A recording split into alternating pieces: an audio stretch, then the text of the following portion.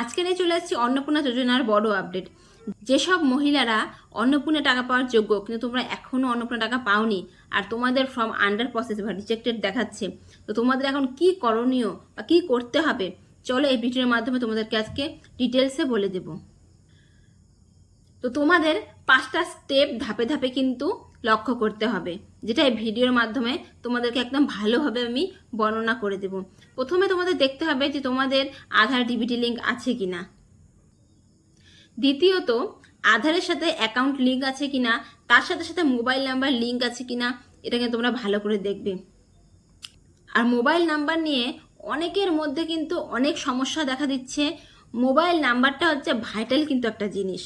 তো চলো তোমাদেরকে ভালো করে আমি বুঝিয়ে দিই যে মোবাইল নাম্বারের জন্য আমাদের কত অসুবিধা হচ্ছে আধারের সাথে। তোমরা প্রথমেই দেখবে যে আধারের সাথে মোবাইল নাম্বার লিঙ্ক আছে কিনা, আর যে মোবাইল নাম্বারটা আধার কার্ডের সাথে লিঙ্ক আছে সেই মোবাইল নাম্বারটা কার কাছে আছে, সেটাই কোনো পুরানো নাম্বার নাকি এই নাম্বারটা আপনারা অনেক দিন আগে আধার কার্ডের সাথে লিঙ্ক করেছেন, সেটা একবার ভালো করে চেক করে নিন। আর আপনারা হয়তো অনেক দিন আগে আধারের সাথে মোবাইল নাম্বার লিঙ্ক করেছেন, কিন্তু সেই মোবাইল নাম্বারটা এখন আধারের সাথে লিঙ্ক আছে কিনা সেটা কিন্তু আমাদের বর্তমান অবস্থায় আপনাদের কিন্তু অবশ্যই চেক করে নিতে হবে। আর অন্নপূর্ণা ভান্ডারের ফর্ম ফিল আপ করার পর যে আমি বসে থাকলাম যে কবে আমার টাকা ঢুকবে, এ করলে কিন্তু হবে না। আপনাদের আধারের, আপনাদের ব্যাংক অ্যাকাউন্টের কিন্তু বেসিক জিনিসটা ভালো করে কিন্তু চেক করে নিতে হবে। সরকার ধরেন আপনাদের অ্যাকাউন্ট নাম্বার পেয়ে গেছেন, কিন্তু সেখানে মোবাইল নাম্বার লিঙ্ক করা নেই। কারো লিঙ্ক আছে কিন্তু হয়তো মোবাইল নাম্বার ভুল দিয়েছেন, বা সেই মোবাইল নাম্বারটা হয়তো অনেক দিনকার পুরনো, যেটা এখন আর আপনার সেই মোবাইল নাম্বারটা কিন্তু ব্যবহার করেন না। মোবাইল নাম্বারটা হয়তো সেই ফর্মে লিখতে গিয়ে নাম্বারটা ভুল হয়ে গেছে, হয়তো 4-এর জায়গায় 6 হয়ে গেছে। এরকম নানা কারণে কিন্তু সরকারের হাতে অ্যাকাউন্ট নাম্বারগুলো চলে আসছে, কিন্তু মোবাইল নাম্বারের জন্য কিন্তু তাদের অ্যাকাউন্টে টাকা ক্রেডিট হচ্ছে না। তো প্লিজ আপনারা কিন্তু এগুলো একটু ভালো করে চেক করে নিন।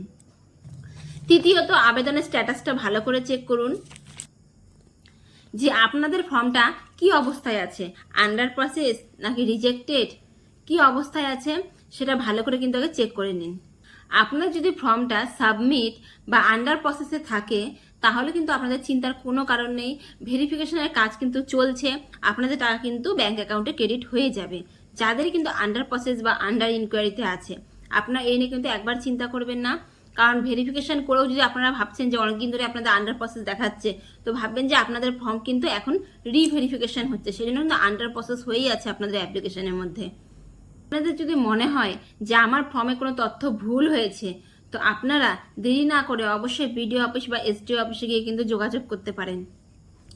আর সে বিডিও অফিসে গিয়ে আপনারা ওখানকার অফিসারের সাথে কথা বলে আপনাদের কিন্তু যেটা তথ্য ভুল প্রমাণিত আছে সেটা কিন্তু সঠিক করে নেবেন। তাহলে কিন্তু আপনাদের ফর্মটা আবার রিভেরিফিকেশন হয়ে আপনাদের কিন্তু অ্যাকাউন্টে টাকাটা চলে যাবে। অন্নপূর্ণা যোজনার আমি সেই সব মহিলাদের ক্ষেত্রেই বলছি যারা টাকা পাওয়ার একান্তভাবেই যোগ্য। তো তাদের যদি এত কিছু করেও যদি কোনো কাজ না হয়, তাহলে কিন্তু আমাদের সরকার যে হেল্পলাইন নাম্বার দিয়েছে সেই হেল্পলাইন নাম্বারে কিন্তু ফোন করতে পারেন। আপনাদের এই স্ক্রিনে কিন্তু হেল্পলাইন নাম্বারটা দিয়ে দেওয়া হলো। আপনাদের যদি কোনো অসুবিধা থাকে বা সরকারের কাছে আরও কিছু সাহায্য পেতে চান তাহলে কিন্তু এই নাম্বারটিতে ফোন করতে পারেন। নাম্বারটি হলো 8282082820।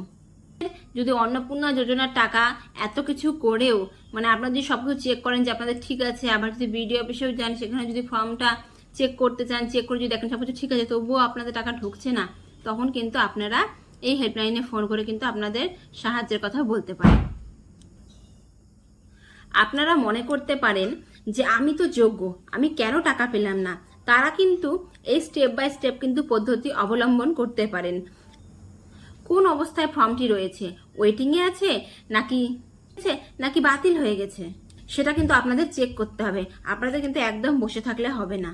আপনারা কিন্তু ফর্ম ফিল আপ করার পর আপনাদের কিন্তু সব কিছুর দিকেই একটু নজর রাখতে হবে। আপনাদের ফর্মটা কিন্তু যখন সাবমিট থাকবে আপনারা যাচাইয়ের জন্য একটু অপেক্ষা করবেন। আর আন্ডার প্রসেস বা আন্ডার ইনকোয়ারি থাকলে আমাদের একদম চিন্তা করার কোনো কারণ নেই। আর যতটা খবর পাওয়া যাচ্ছে 14 জুলাই থেকে 20 জুলাইয়ের মধ্যে কিন্তু টাকাটা আপনাদের অ্যাকাউন্টে পৌঁছে যাবে, যাদেরই আন্ডার প্রসেস দেখাচ্ছে। তো এই নিয়ে আপনারা একদম চিন্তা করবেন না। যারা অন্নপূর্ণার টাকা ঢোকেননি, আমি যেভাবে স্টেপ বাই স্টেপ আপনাদের ফলো করতে বললাম আপনারা এটা ফলো করেন, দেখেন আপনাদের কিন্তু ঠিক সঠিকভাবে সঠিক সময়ে আপনাদের কিন্তু তথ্য ভেরিফিকেশন হলেই আপনাদের কিন্তু ব্যাংক অ্যাকাউন্টে টাকাটা চলে যাবে। আর আমার এই ভিডিও ভালো লাগলে অবশ্যই একটা শেয়ার করে দেবেন, যাতে এই ভিডিও দেখে অনেক লোকই উপকৃত হয় বা নিজেদের সমস্যার সমাধান করতে পারে। আজকের মতো এতটুকুই, ধন্যবাদ। আবার দেখা হবে পরের ভিডিওতে।